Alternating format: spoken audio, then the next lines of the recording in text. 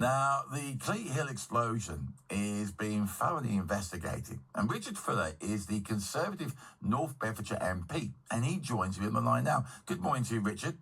Morning, Andy. It's fair to say it's a difficult time for residents, isn't it? Yeah, but it was nice listening to Ruth and Erica because you could see how, what good spirit they've taken it all in, taking all the actions over the 6 weeks. But, Christmas is coming. People do want to know when they can, as Erica said, when they can go back to home safely. And I noticed a range of reactions of residents. Some are very, very keen to come back. Some are still quite concerned about what the ongoing risks will be. What more needs to happen then to ensure that something like this doesn't happen again? And where are we with the investigation? I went to see the minister in charge of ground source heat pumps. So going back originally to July was when there was drilling for ground source heat pump in the house's back garden that started the train of events that led to such tragic outcomes. And I pressed her on some things that I felt really needed to be done. First of all, and you could hear, I think, both with Erica and Ruth talking about the waiver, not waiver, the assessment of risk, etc., about going back.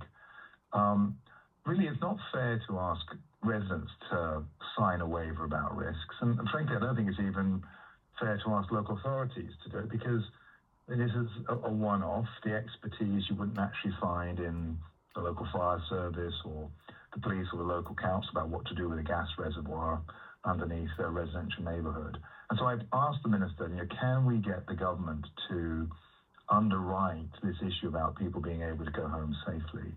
And then secondly, to know it's safe, we also ought to know what is the scale and the size and the scope of the reservoir there. And I also asked the Press Minister about that to see if she could get the resources we need so the residents know what exactly is underground at Cleat Hill. You recently raised concerns about East-West Rail in relation to this as well, haven't you?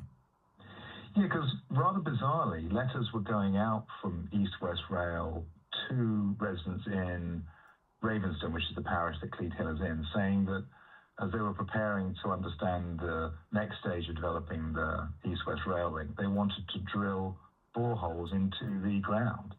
And that struck me, and I think it struck residents, as being a very timid thing to do. And so I wrote to David Hughes, the chief executive, and he kindly wrote back to me yesterday. He said to me that the risks of doing the boreholes were very low.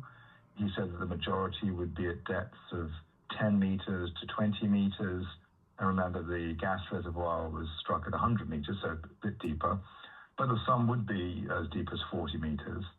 But he did also say that East-West Rail had spoken with the local council, Bedford Borough Council, and that they will not be doing any boreholes until the very earliest March of next year. So nothing's going to happen between now and March of next year. My point is, tying that back, is that I don't really think it's wise for East-West Rail to go ahead with these boreholes until we know what the size and scope of this gas reservoir is. The last thing we want to do is have another government agency going ahead and doing things that creates anxiety just the moment that people are going back and wanting to feel safe in their homes. Final question to you as well, Richard, and credit where credit's due. The council and the local community have really helped out these residents, haven't they? Well, they really have. I'm full of praise for Bedford Borough Council's response.